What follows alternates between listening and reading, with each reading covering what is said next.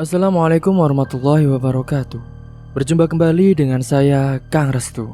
Apa kabar semuanya? Semoga kalian selalu sehat, baik, dan tentunya dimudahkan segala urusannya oleh Tuhan Yang Maha Esa. Amin. Seperti biasa, Kang Restu akan menceritakan sebuah kisah yang berjudul Tumbal Sinden, Awet Muda. Dan sebelum masuk ke ceritanya, bagi kalian yang belum subscribe, klik tombol subscribe-nya dan klik lonceng notifikasinya, serta like video ini, agar kalian tidak ketinggalan cerita-cerita terbaru dari channel ini. Oke, langsung saja tanpa berlama-lama lagi. Ini dia ceritanya.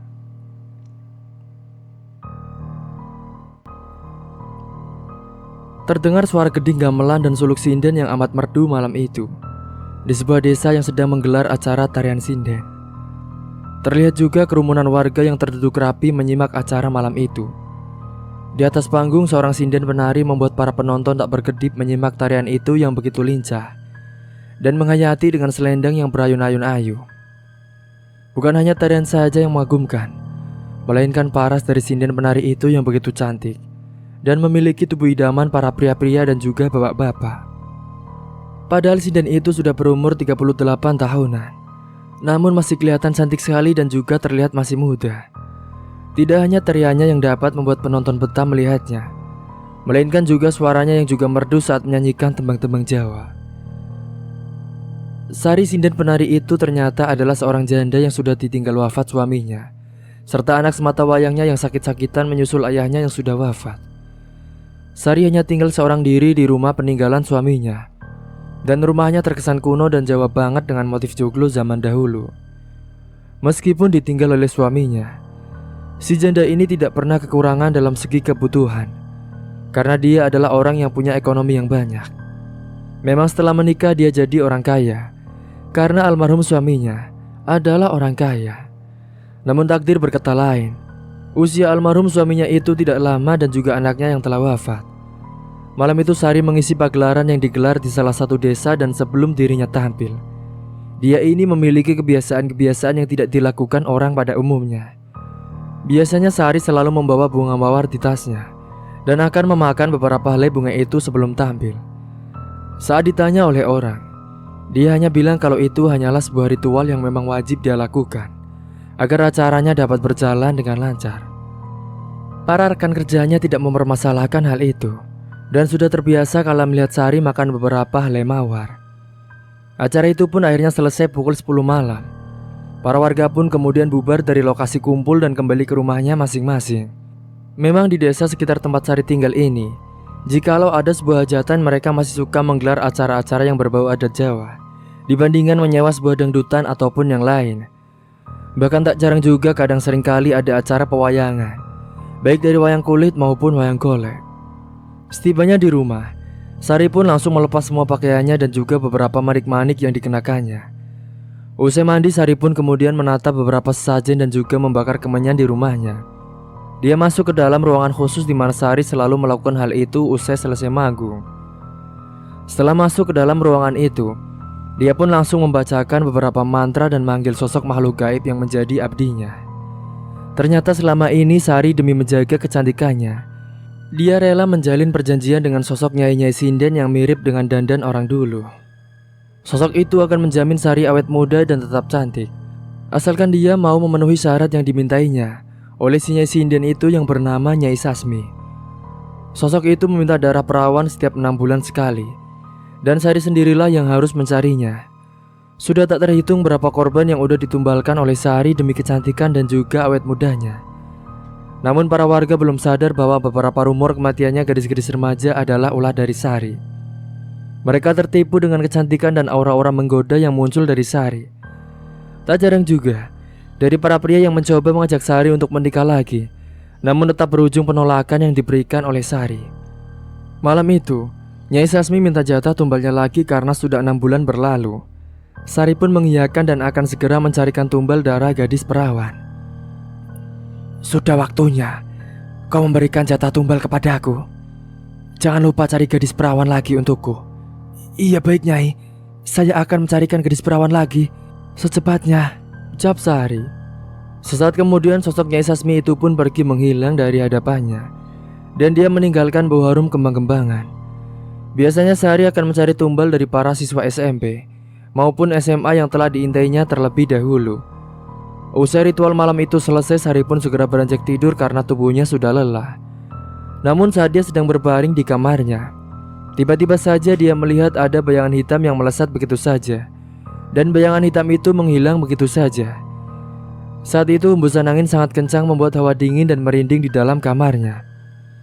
Pada malam itu, dia tidak bisa tidur entah kenapa. Jadi dia gusar malam itu, apalagi hawanya sangat panas sekali. Tengah malam tiba-tiba saja Sari ingin buang air kecil. Dia pun lalu beranjak ke kamar mandi. Akan tetapi dia yang berjalan menuju ke kamar mandi, tiba-tiba saja dia dikejutkan dengan bayangan hitam lagi yang melesat begitu saja. Namun Sari pun tidak menghiraukan itu. Sari pun langsung masuk ke kamar mandi dan tiba-tiba saja dia mendengar ada suara wanita yang menyindir. Seketika Sari pun menjadi merinding. Dia segera mempercepat buang air kecilnya. Meskipun dia sudah biasa bertemu dengan sosok gaib, tapi entah kenapa kali ini dia merasa takut dan juga gemeteran. Suara siapa sih? Malam-malam gini kok nyinden? Aku jadi merinding, gumam Sari. Sari saat itu langsung ke dapur untuk mengambil air putih untuk menenangkan dirinya. Namun tiba-tiba saja Sari ini dikejutkan dengan sosok wanita yang berada di balik jendela dapurnya. Karena saat itu tirainya juga terbuka. Sosok itu membelakangi tubuhnya Sari, dan sesaat kemudian sosok itu pun menghadap ke Sari dengan tatapan yang sangat tajam dan juga mengerikan, yang membuat Sari tergopoh-gopoh langsung pergi masuk ke dalam kamarnya. Pada pagi harinya usai bangun, biasanya dia juga akan melakukan jalan pagi di desanya. Dan tak jarang dia juga menyapa para warga yang sudah pada beraktivitas pagi-pagi sekali. Bu, mau pergi ke sawah ya? Iya Mbak Sari, ini mau tani. Mbak Sari sendirian aja? Iya Bu, olahraga biar sehat. Kalau gitu, saya duluan ya Mbak. Para warga pun menyapa Sari dengan ramah. Karena pada pandangan mereka, seorang sinden di desa adalah orang yang mempunyai martabat tersendiri. Dan para warga pun seolah hormat pada Sari. Namun kadang juga Sari sering mendapat tatapan dari bapak-bapak yang melihatnya tanpa berkedip. Meskipun hanya mengenakan baju biasa untuk jalan pagi, Sari ini memang auranya masih kelihatan cantik sekali. Sebelum pulang ke rumah, Sari juga mampir terlebih dahulu ke penjual sayuran untuk belanja masak di rumahnya. Dia juga menyapa para ibu-ibu yang sedang berbelanja. Pagi bu-ibu. Pagi juga Mbak Sari. Mau belanja Mbak? Iya ini Bu. Dari mana Mbak Sari? Habis olahraga Bu, biasa. Sekalian ini mau belanja sayur Bu buat masak, ucap Sari. Saat itu Sari ngobrol-ngobrol dengan ibu-ibu sembari memilih sayuran yang akan dibelinya. Usai selesai belanja, dia pun segera beranjak ke rumahnya. Para warga bahkan tak mengira di balik sifat ramahnya Sari, ternyata ada jiwa kejam dan psikopatnya. Sungguh tipu daya yang luar biasa yang dilakukan oleh Sari. Sari yang sudah selesai masak, dia akan pergi ke suatu rumah yang lainnya, yang biasanya dia gunakan untuk menumbalkan korbannya. Rumah itu ada di sebuah hutan dan di desa lain. Rumahnya itu dijaga oleh beberapa orang suruhannya. Dan beberapa saat kemudian, dia pun akhirnya sampai juga di rumah itu. Dia bilang kepada orang suruhannya bahwa dia bilang sudah waktunya mencari tumbal lagi. Dan yang akan menculik gadis-gadis perawan itu adalah 2 orang suruhannya. Namun tidak sembarang gadis yang dipilih oleh Sari. Sari ini butuhnya gadis perawan yang lahirnya pada malam Rabu atau hari Rabunya. Jadi 2 orang suruhan itu bernama Dikin dan juga Jarwo. Mereka nantinya akan menculik orang sesuai dengan yang diperintahkan oleh Sari. Sari bilang, jikalau minggu depan bocah itu harus sudah ditangkap, saya ada tugas lagi untuk kalian. Seperti biasa, kalian harus mencari gadis lagi. Ingat, minggu depan bocah itu harus sudah kalian tangkap. Siap bos. Saat itu Sari pun segera beranjak pulang. Usai kepergiannya Sari, Dikin dan Jarwo ini bergegas menyusun rencana untuk penculikan korbannya. Dan targetnya itu adalah bocah SMA yang ada di desa lain.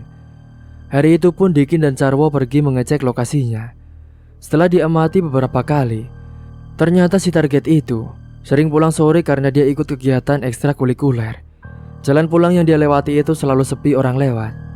Dan pada sore harinya menjelang maghrib, si target yang lewat jalan itu terkejut saat dihadang oleh 2 orang yang memakai topeng. Yang tidak lain adalah Dikin dan juga Jarwo. Si target hendak kabur namun langsung dilumpuhkan oleh Dikin dan Jarwo dan ditotok hingga akhirnya dia pun pingsan. Motor target dibiarkan tergeletak di tempat itu dan tak disentuh sama sekali oleh orang suruhannya Sari supaya tidak meninggalkan jejak.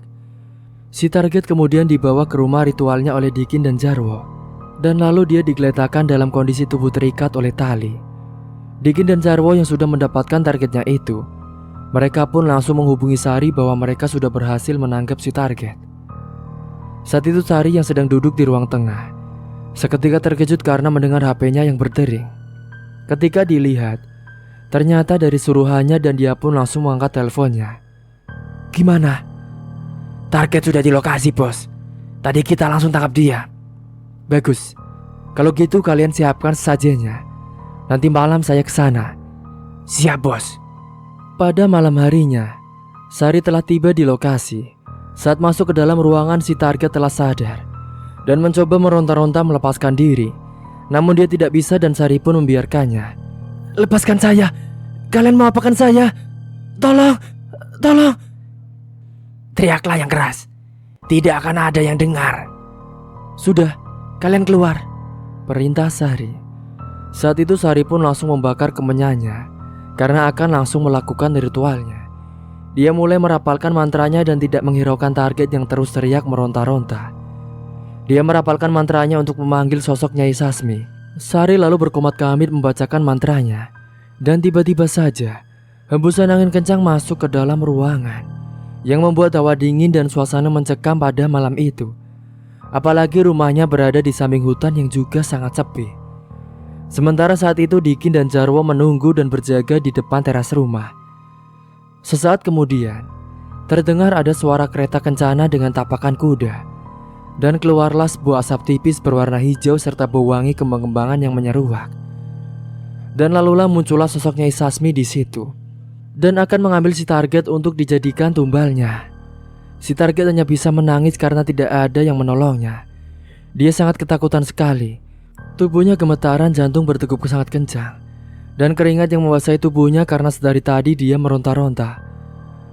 Perlahan sosok Nyai Sasmi mulai berjalan mendekat ke arah targetnya, yang membuatnya semakin ketakutan. Setelah dekat dengan target, sosok Nyai langsung berkata mengerikan kepadanya, "Kau sudah menjadi milikku, wahai gadis berdarah segar." "Tidak, tolong." "Sebentar lagi, kau tidak lagi hidup di dunia ini." Sosok Nyai Sasmi langsung memegang kepala si target, kemudian menggigit lengan target dengan gigi tajamnya dan menyedot darah si target. Si target pun mengerang kesakitan kala itu dan menangis sejadi-jadinya. Sakit." Kejadian saat itu membuat suasana malam itu sangat mencekam sekali. Dengan hembusan angin yang kencang dan terdengar ada suara kelelawar yang sangat banyak sekali berada di atap rumah. Dikin dan Jarwo yang menunggu di depan rumah pun merinding ketakutan ketika melihat kelelawar yang banyak sekali dan hawa mencekam malam itu. Usai menikmati darah perawan itu, Nyai Sasmi lalu membaca sesuatu dan meniupnya ke kepala si target. Dia pun mendadak kejang-kejang dan meronta kesakitan. Hingga akhirnya dia tidak bergerak lagi tubuhnya, dan dia telah tewas, nyawanya juga sudah melayang. Sari kemudian menyuruh Dikin dan Jarwo untuk membuang jasadnya itu di desa lain agar tidak ada yang curiga. "Dikin, Jarwo, cepat kesini. Cepat, kalian buang jasadnya itu seperti biasa di desa lain." Lalu Nyai Sasmi meneteskan darah dari jarinya ke sebuah air putih yang sudah disiapkan sebelumnya di dalam gelas, dan kemudian diberikan kepada Sari untuk diminumnya. Karena itulah nantinya yang akan membuat Sari akan tambah cantik dan juga awet muda. "Minumlah, itu nanti akan membuatmu semakin cantik dan juga awet muda." "Baik, Nyai." Segera Sari pun menenggak air putih darah itu, dan dia tidak merasa jijik sama sekali seakan dia hanya minum air putih seperti biasa. Sementara Dikin dan Jarwo seperti biasanya mereka sebelum jasad itu dibuang. Dengan teganya mereka menjamah jasad yang sudah tidak bernyawa itu dengan penuh nafsu. Mereka melakukan itu bukan hanya sekali, bahkan korban-korban sebelumnya juga demikian. Sungguh keji sekali mereka ini. Dan usai melakukan aksinya, orang suruhannya Sari membawa jasad itu dengan mobil menuju ke desa yang sangat jauh banget. Sampainya di desa lain, mereka langsung meletakkan jasad itu di tepi jalan tepatnya pukul 2 dini hari. Namun sebelumnya, jasad itu sudah mereka siram dengan air yang sudah campur dengan pewangi, yang baunya juga sangat busuk sekali. Agar tidak meninggalkan bekas atau jejak setelah selesai, mereka pun pergi dari situ. Sementara malam itu juga di pihak keluarga si target cemas karena anaknya belum pulang-pulang. Sudah dicari kemana-mana, bahkan ke rumah teman-temannya, tapi masih saja tetap tidak ada. Bahkan para warga juga menyisir ke segala tempat, namun tetap belum ditemukan sama sekali. Ya Allah, di mana Pak anak kita? Sabar Bu, ayo kita cari, minta bantuan warga. Ibunya terus menangis tidak berhenti-berhenti karena memang target itu anak semata wayangnya mereka. Jadi mereka pun sangat cemas sekali. Dan singkat cerita, pada esok paginya, di sebuah mobil pick up sayuran yang lewat di jalan yang masih sepi hendak menuju ke pasar, mendadak dia berhenti ketika melihat sesuatu yang tergeletak di jalan. Dia pun lalu turun dari pick up-nya dan menghampiri. Dia terkejut mendapati sosok tubuh gadis mengenakan baju sekolah tergeletak tewas tidak bernyawa. Astagfirullahaladzim. Dia yang kaget pun langsung beristighfar. Tubuhnya gemetaran setelah melihat jasad gadis anak sekolah itu, dan dia langsung segera kembali ke dalam pick up-nya untuk mencari bantuan sekitar. Dia pun meninggalkan si jasad itu dulu. Sesampainya di desa rumah warga pun dia langsung memberitahu soal jasad yang dia temukan itu. Selang beberapa saat para warga pun datang ke lokasi yang dimaksud oleh sopir pick up, dan juga ambulan yang sudah dihubungi untuk datang ke TKP. Ramailah saat itu ketika penemuan jasad yang busuk sekali baunya. Setelahnya jasad itu dibawalah ke rumah sakit untuk diidentifikasi lebih lanjut dan diautopsi. Dan setelahnya jasad itu dikembalikan ke rumahnya dan ternyata dia bukan dari warga di situ. Orang tuanya si target terkejut saat dihubungi pihak rumah sakit bahwa anaknya telah ditemukan tewas. Usai jasad diantar ke rumah, dia ditangisi oleh keluarganya. Mereka juga heran mengapa jasad itu ditemukan di desa lain. Pada waktu itu, di salah satu rumah warga sedang kedatangan tamu. Katanya dia adalah pengembara yang sedang menjalankan titah dari gurunya, dia bernama Saroso. Dan dia diterima oleh salah satu warga serta ditawari mampir ke rumahnya. Saroso ini bilang hendak menuju ke desa yang katanya masih terkenal dengan acara pewayangan dan juga sinden-sindennya. Si pemilik rumah bilang, mungkin desa yang dimaksud itu adalah desa tetangganya, yakni desa tempatnya Sari. Sebenarnya, saya pengembara yang sedang menjalankan titah dari guru saya, dan saya hendak ke desa yang masih terkenal dengan pewayangan dan sindennya. Kira-kira Bapak tahu di mana? Mungkin yang Masnya maksud desa Tandu. Itu desa sebelah, Mas. Memang di sana masih kental dengan pewayangan dan sindennya, ucap bapak-bapak itu. Saroso tidak menjelaskan secara detail apa tujuannya mencari desa itu. Dia hanya bilang bahwa dia dapat perintah dari gurunya untuk datang ke desa itu karena ada sesuatu yang tidak beres di desa itu. Namun tiba-tiba terdengar suara sirine ambulans, dan pemilik rumah menjelaskan kalau itu mungkin adalah jasad dari tetangganya yang hilang mendadak dan telah ditemukan di desa lain. Sudah dibawa pulang ternyata. Maaf ya Pak, siapa ya kalau boleh tahu? Oh itu Mas, ada tetangga saya, anak gadis yang ditemukan tewas di desa sebelah. Jasadnya baru dibawa pulang dari rumah sakit. Saroso yang penasaran mencoba minta diantar ke pihak duka karena dia merasa ada sesuatu yang membuatnya ingin tahu soal jasad gadis itu. Ayo Pak, kita lihat. Saya penasaran karena saya merasa ada sesuatu pada jasadnya itu. Iya Mas, sekalian saya juga mau takziah ke rumahnya. Sementara di keluarga korban kemudian memandikan si jenazahnya dan langsung mensolatinya. Saat itu Saroso hadir dan ikut takziah, dan sempat dia pun melihat wajah korban itu. Menurutnya penuturan warga bahwa jasadnya itu terdapat luka bekas gigitan seperti ular di pundaknya itu. Saat si jasad telah dikuburkan di tempat pemakaman umum, tiba-tiba saja Saroso ini ditampakkan sosok arwah si target dan meminta untuk dibebaskan arwahnya agar tenang. Sosok itu berkata bahwa dia telah dijadikan tumbal oleh pelaku penyembah iblis Dan mungkin itu ada kaitannya dengan apa yang sedang ditelusuri oleh Saroso. Tolong saya, tolong. Ucap sosok itu. Saroso langsung menatap ke arwahnya yang terlihat sangat bersedih sekali dan meminta pertolongan yang hanya melihatnya itu hanya Suroso. Tolong saya telah dijadikan tumbal oleh pelaku penyembah iblis. Saya ingin bebas, saya ingin tenang. Tolong saya.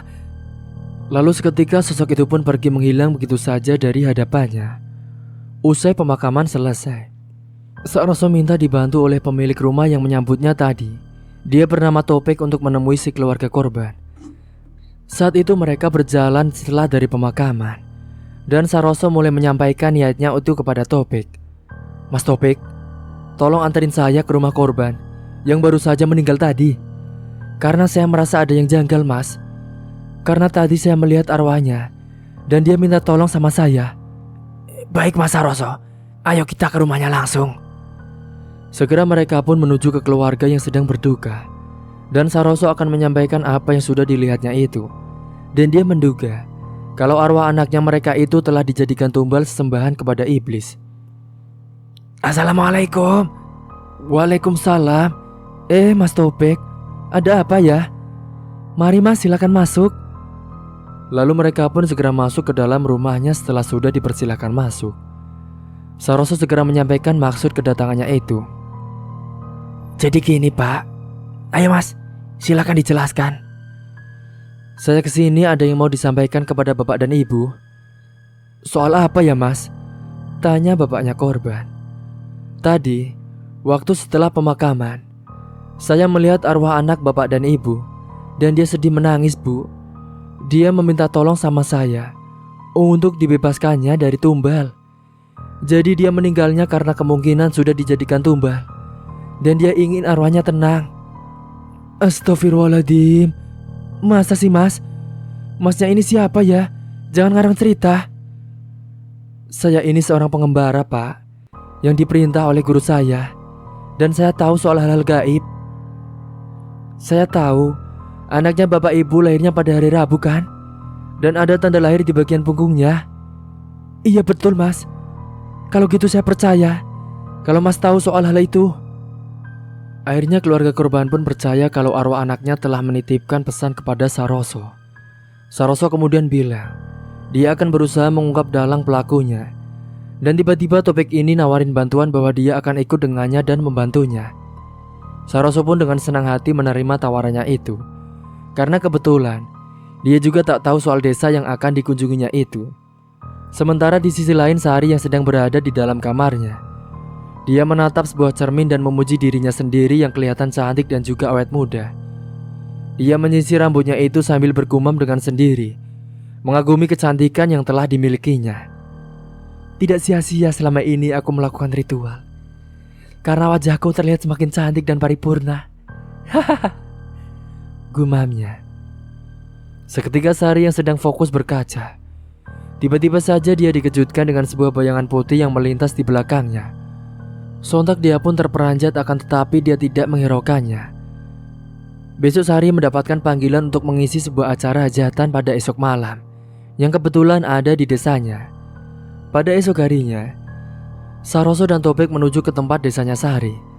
Saroso merasakan hawa yang berbeda saat memasuki gapura desa, karena ada energi gaib yang begitu kuat di desa Tandu.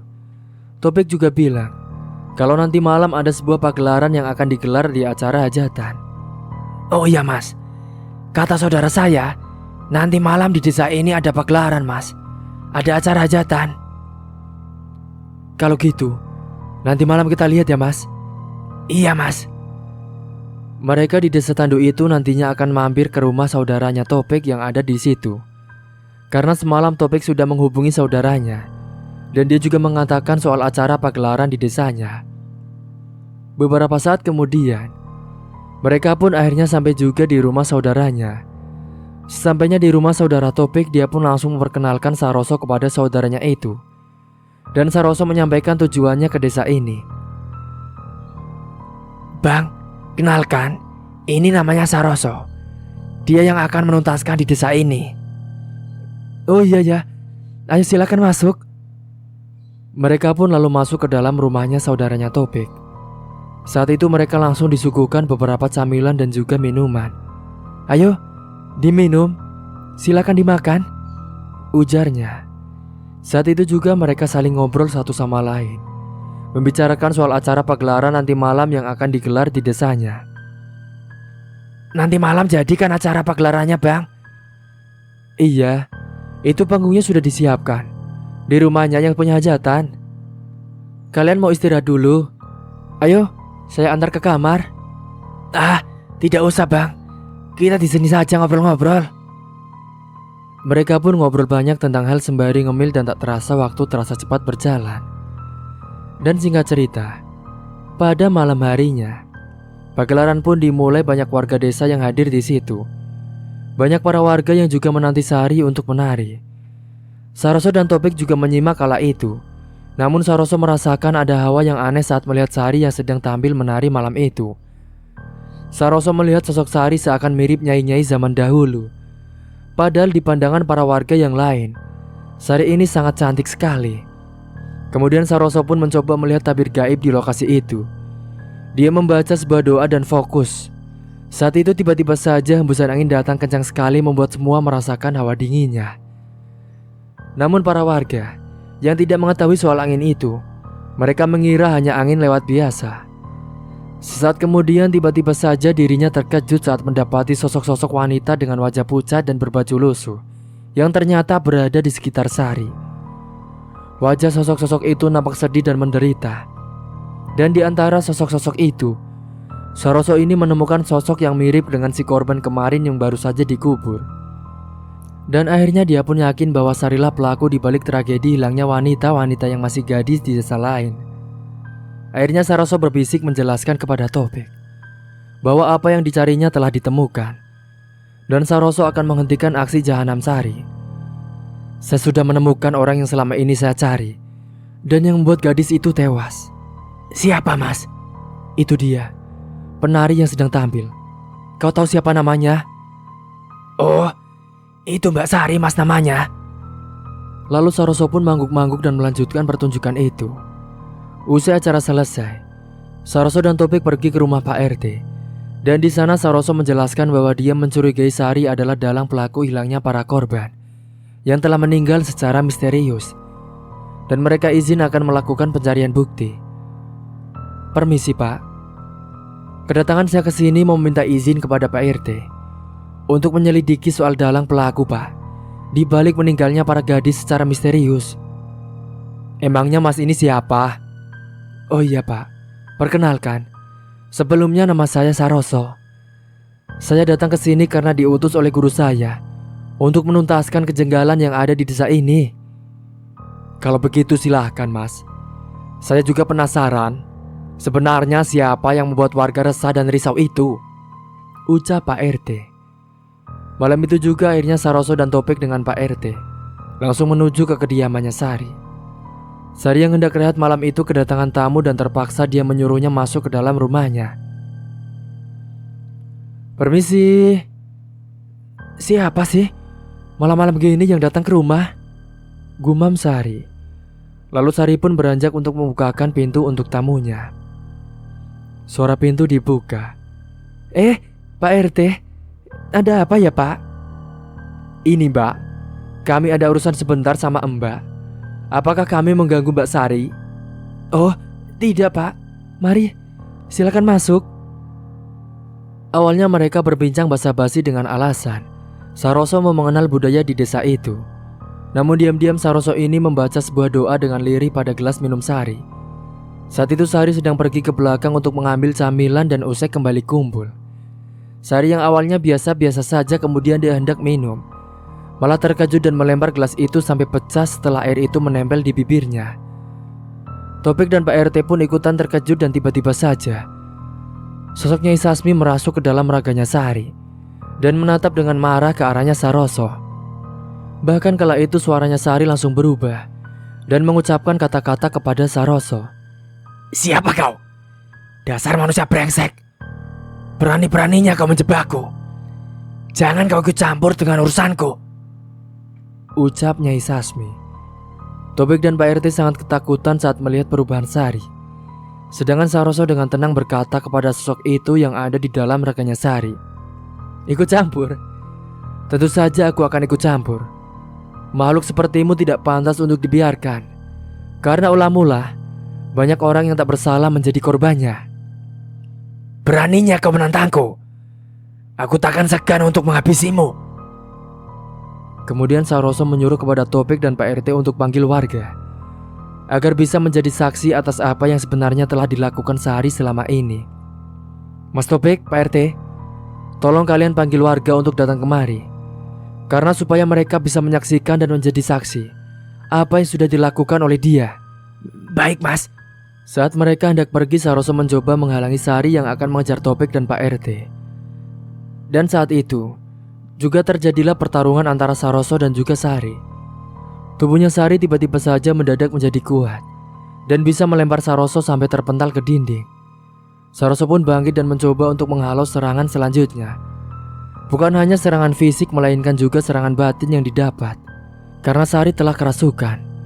Sementara Pak RT dan Topik yang hendak mencari bantuan, tiba-tiba saja entah kenapa Dikin dan Jarwo anteknya Sari itu datang dan mencoba menghalangi Pak RT dan juga Topik. Mau pergi kemana kalian? Ucap Dikin. Pak RT, Bapak cepat pergi cari bantuan. Biar saya di sini. Lalu Pak RT pun segera beranjak pergi cari bantuan warga. Sementara Topik mencoba menghalangi mereka berdua dan untungnya Topik ini bisa bela diri. Ayo lawan saya kalau kalian berani. Oh, menantang kita dia, Jar. Sikat. Pertarungan sengit pun terjadi antara mereka. Dengan lincah Topik menghindari pukulan mereka. Namun kadang juga dia sempat kena pukulan tapi Topik masih tetap bisa bangkit. Sedangkan Pak RT lari tergopoh-gopoh. Entah sudah berapa kali dia terjatuh, nafasnya terasa memburu. Jantungnya pun berdegup sangat kencang sekali. Karena waktu itu sudah mendekati jam 12 malam. Kondisi pun mulai sepi. Pak RT berlari ke pos ronda dan langsung meneriakkan orang yang sedang jaga pos. Untungnya kala itu ada bapak-bapak dan muda-mudi yang sedang kumpul meronda malam itu. Tolong bapak-bapak. Sontak bapak-bapak dan muda-mudi itu langsung segera menghampiri Pak RT dari kejauhan. Ada apa Pak RT? Pak RT pun langsung menjelaskan. Dan akhirnya mereka semua bergegas menyusul Topik dan Saroso ke rumahnya Sari. Itu Pak, di rumahnya Sari sedang ada pertarungan.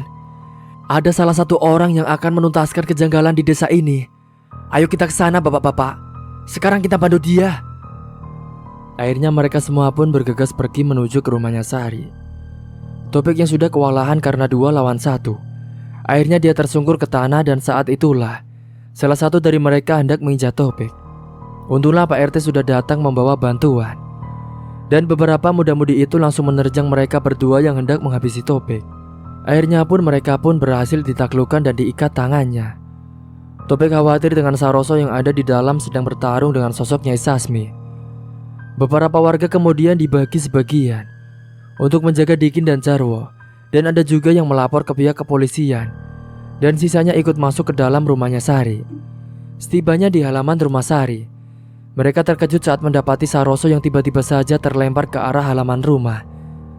Bahkan ada bekas luka di beberapa bagian tubuhnya Saroso. Sari juga tidak peduli lagi jika jati dirinya terungkap. Dia nanti hanya perlu menghipnotis para warga agar lupa ingatan. Saroso kemudian duduk bersila di halaman dan membaca sebuah doa, atau lebih tepatnya membaca ajiannya. Terpaksa malam itu Saroso membuka tabir gaib kembali, hingga para warga yang ada di sana bisa melihat sosok yang tidak bisa dilihat dengan mata biasa. Para warga tak berani mendekat ke arah mereka dan mereka pun melihat wajah Sari ini menyerupai sosok Nyai zaman dahulu. Bahkan mereka juga melihat para korban-korban Sari yang berada di belakangnya, yang terlihat pucat pasif dan juga penuh kesedihan. Mereka tidak menyangka kalau sinden kebanggaannya mereka itu adalah dalang di balik hilangnya beberapa gadis. Kemudian muncullah sosok di sekitar tubuhnya Saroso yang sedang duduk bersila. Sosok harimau hitam raksasa dan sosok berpakaian prajurit kerajaan tampak berwibawa. Sosok yang berpakaian prajurit itu kemudian mendekat ke arah Nyai Sasmi dan menghalangi serangan gaib yang dilancarkannya. Hembusan angin kencang malam itu sangat besar sekali. Seakan-akan ada badai namun tidak turun hujan. Nyai Sasmi pun terkejut karena serangannya bisa dihalau. Siapa kau sebenarnya? Aku tak punya urusan denganmu. Namun sosok yang berpakaian prajurit itu tidak menjawab dan melancarkan sebuah serangan yang menimbulkan dentuman yang sangat keras sekali. Dan sontak Nyai Sasmi pun terlempar jauh dan menabrak tiang rumah hingga tak sadarkan diri. Saat sosok Nyai Sasmi keluar dari dalam Ragasari dan hendak kabur, dengan cepat sosok harimau hitam itu menerjang dan langsung mencabik-cabiknya dengan cakaran yang kuat dan suara geraman yang sangat mengerikan. Para warga yang melihat itu merasa ngeri. Namun sosok Nyai Sasmi sebelum tewas oleh terkaman sosok harimau, dia pun berkata terlebih dahulu,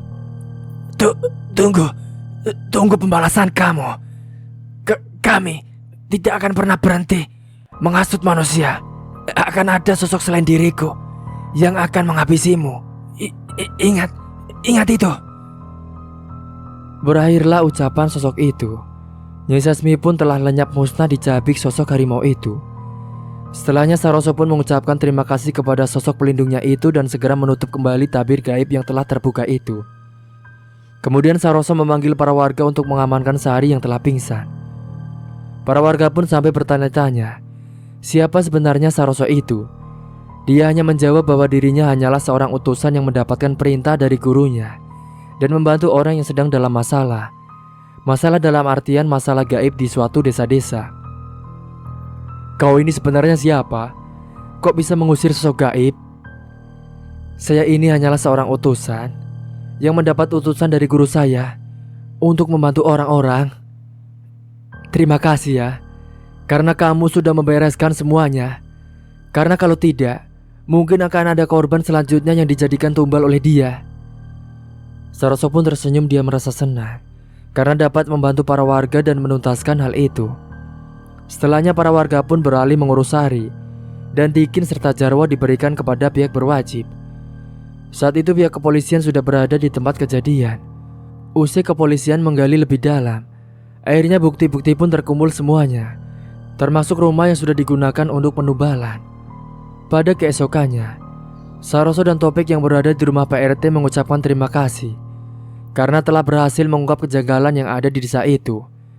Mas Saroso, Mas Topik, terima kasih ya, karena kalian telah berhasil mengungkap kejanggalan yang ada di desa ini. Kalau tidak, pasti masih ada korban selanjutnya. Iya, sama-sama Pak, ucap Topik dan Saroso. Namun saat itu Saroso masih kepikiran saat sosok Nyai Sasmi itu mengucapkan kata kami. Dia berpikir, apakah masih ada kaitannya dengannya dan mengganggu desa-desa yang lain. Namun mungkin itu akan dipikirkan nanti saja. Saroso dan Topik disuguhi beberapa makanan di kala itu. Dan setelah dirasa cukup, Saroso pun berpamitan saat itu juga untuk kembali melanjutkan perjalanan, karena dia masih ada urusan di desa yang lain yang harus juga dituntaskan. Para warga pun mengucapkan banyak terima kasih kepada Saroso dan juga Topik yang nantinya akan mengabarkan ke desa yang lain soal musnahnya teror yang meresahkan selama ini. Topik pun lalu mengantarkan Saroso ke terminal bus dan mereka pun berpisah di sana. Topik juga bersyukur karena bisa menjamu tamu seperti Saroso. Dan Saroso pun akhirnya berangkat menuju ke lokasi lainnya yang entah ada apa di sana. Sementara kini, Sari dan kedua orang suruhannya itu yaitu Dikin dan Jarwo mereka mendekam di penjara. Dan anehnya usai musnahnya sosok Nyai Sasmi, wajah Sari menjadi buruk rupa, penuh dengan bintik-bintik hitam dan kabarnya mereka semua tewas secara misterius di dalam sel usai seminggu ditahan. Dan rumornya, Sari, Dikin dan Jarwo mereka didatangi sosok bayangan gede dan tiba-tiba saja CCTV sel tidak aktif. Dan pada suatu malam hari, Sari terduduk melamun di dalam sel penjara. Dia benar-benar terlihat kusut dan tidak secantik dulu lagi. Dia menjadi sering melamun dan tiba-tiba saja saat itu Sari dikejutkan dengan sebuah bayangan hitam yang melintas dan dengan hembusan angin yang sangat kencang, membuatnya merinding merasakan hembusan angin kencang itu. Dia juga mendengar ada suara yang bernyanyi atau menyinden di dalam sel penjara itu. Begitu juga dengan Dikin dan Jarwo. Mereka juga mendapatkan beberapa gangguan yang membuat mereka tidak tenang dan jadi ketakutan sendiri. Saat itu Dikin dan Jarwo dikejutkan dengan bayangan hitam yang besar sekali terpantul di lantai sel penjara. Itu apa, Kin? Tanya Jarwo. Aku tidak tahu. Itu apa ya? Saat itu mereka mencium bau busuk yang sangat menyeruak sekali ke dalam hidung baunya, yang seperti banget tikus dan juga anyir darah. Tiba-tiba saja mereka dikejutkan dengan sosok wanita tinggi besar dengan tatapan kedua mata yang sangat mengerikan sekali menatap ke arah Dikin dan juga Jarwo. Mereka sampai gemetaran tidak karuan melihat sosok itu karena takut. Kemudian sosok wanita tinggi besar itu langsung mengatakan sesuatu kepada mereka. Kalian akan habis di tanganku malam ini juga. Mereka pun mencoba bergerak mundur karena takut. Akan tetapi karena di dalam sel ruangannya itu sangat sempit, mereka tidak bisa menghindar hingga akhirnya mereka tertangkap oleh sosok mengerikan itu. Sosok wanita tinggi besar itu langsung memangsa Dikin terlebih dahulu. Dia langsung diterkam digigit dengan gigi taring yang tajam. Dan itu menggigitnya sampai lengan tangannya itu berdarah-darah. Teriaknya Dikin. Sosok itu melakukan yang sama dengan waktu itu Nyai Sasmi lakukan kepada para korban yang ditumbalkan oleh Sari. Sesaat kemudian, Dikin pun langsung terkapar, dia kejang-kejang hingga akhirnya dia tak sadarkan diri hingga tewas. Sementara Jarwo yang tidak bisa lari kemana-mana, dia pun sudah terkurung di dalam sel, dia pun akhirnya hanya bisa pasrah. Seketika sosok itu mendekat ke arahnya Jarwo dan melakukan hal yang sama. Sosok itu langsung menggigit lengan tangan Jarwo. Dia pun mengerang kesakitan saat digigit disertai dengan darah yang mengalir sangat deras sekali bercucuran di lantai. Hingga akhirnya Jarwo pun pingsan dan tewas karena kehabisan darah yang sangat banyak sekali. Saat itu mereka tidak satu sel dengan Sari karena dipisah di bagian laki-laki dan juga perempuan. Setelah Dikin dan Jarwo tewas, malam itu Sari yang tidak bisa tidur juga didatangi sosok bayangan hitam yang besar sekali. Sesaat kemudian, bayangan hitam itu berubah wujudnya menjadi sosok wanita yang tinggi besar sekali. Dengan tatapan kedua mata merah menyala menatap tajam ke arahnya. Seketika Sari pun langsung ketakutan, dia mencoba bergerak mundur. Akan tetapi tidak bisa karena dia sudah berada di dalam sel. Sosok itu lalu mendekat ke arah Sari. Dia jadi gemetaran ketakutan melihat sosok itu. Kemudian sosok tinggi besar itu langsung menerkam Sari, tapi sebelumnya sosok itu mengatakan sesuatu yang membuat Sari merasa ngeri. Kau harus membayar semuanya. Kau yang harus menjadi abdiku sebagai bayarannya. Tidak, aku tidak mau. Namun sosok wanita tinggi besar itu tidak peduli dengan penolakannya Sari. Dan sosok itu pun langsung menggigit lengannya Sari sampai tersobek-sobek, darahnya pun bercucuran mengerikan. Dan sebelumnya, akhirnya pun dia tewas karena sudah dijadikan tumbal oleh sosok itu. Pada keesokan harinya, hingga setelahnya mereka ditemukan tewas dalam keadaan pucat dan membiru tubuhnya. Semua polisi pun heran, mereka langsung mengecek rekaman CCTV. Akan tetapi saat dicek ternyata CCTV-nya itu mati. Sehingga mereka tidak mendapatkan apa penyebabnya mereka meninggal dunia. Dan setelahnya, jenazahnya mereka pun diserahkan oleh pihak rumah sakit untuk nantinya dimakamkan. Entah di mana, namun tidak di desanya mereka tinggal. Karena para warga desa Tandu sudah tidak mau lagi menerima Sari dengan dua suruhannya itu. Akhirnya pun mereka dimakamkan di desa lain. Saat itu Sari dan suruhannya yang akan dimakamkan. Tiba-tiba saja tubuhnya mengeluarkan bau busuk sekali dan anyir amis darah. Dan tidak hanya itu saja, pada sore hari mereka akan dimakamkan itu, tiba-tiba saja langit menjadi sangat gelap namun tidak turun hujan. Dan hembusan angin kencang datang membuat suasana sore itu sangat mencekam. Dan entahlah siapa sebenarnya sosok yang telah menghabisi mereka itu. Cerita pun selesai. Tampillah dengan apa adanya yang ada pada diri kita. Jangan merubah ciptaan Allah apalagi dengan menggunakan hal gaib untuk memikat semua orang demi popularitas. Bersyukurlah dengan apa yang kita punya.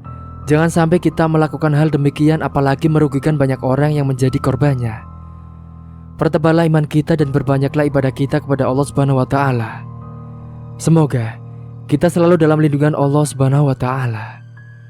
Cerita pun tamat. Seperti biasa bagi kalian tolong ambil sisi positifnya dan buang sisi negatifnya. Mungkin itu saja yang dapat saya sampaikan.